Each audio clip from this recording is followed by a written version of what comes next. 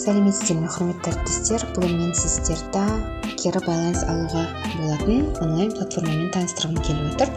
Бұл платформа өте қарапайым және өте қызықты платформа деп есептеймін.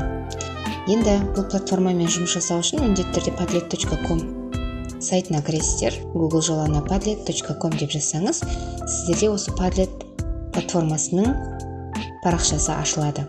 Парақшасы ашылғаннан кейін міндетті түрде тіркелесіздер. Электрондық почта немесе аккаунт арқылы.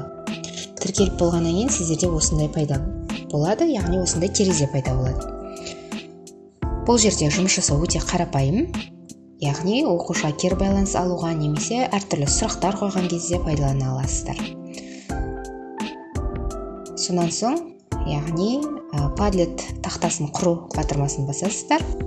Сол кезде өздеріңізге мына жерге сурет қойып қойсаңыздар болады, әртүрлі тақырыптарыңызға байланысты, немесе суреті жоқ тақтаны таңдап алсаңыздар болады.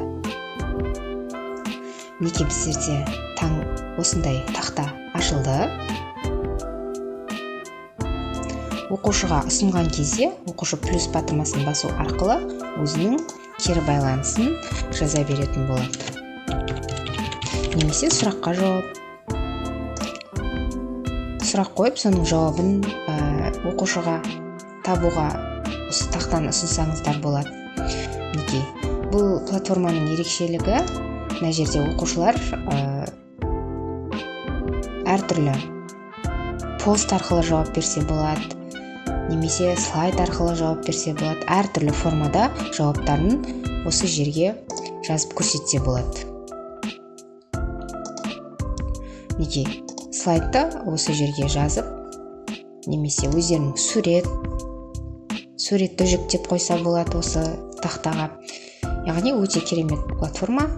Енді оқушыға бұны бөлісу үшін, мысалға оқушы тапсырманы орындау үшін, оқушыға ұсыну үшін поделиться батырмасын басамыз. Сол кезде осы жерде сілтемесі ашылады. Сілтемесі көшірілгеннен кейін оқушы сол сілтемесі арқылы біздің тақтамызға кіріп, жауабын плюс батырмасын басу арқылы жазып сіздерге жауабын береді. Немесе сұрақ қойып қоюға болады.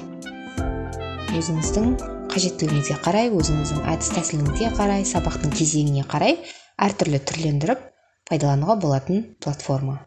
Платформаны пайдаланып көріңіздер. Өте керемет платформа, өте қызықты, және де ең бастысы жасалу жолы өте қарапайым.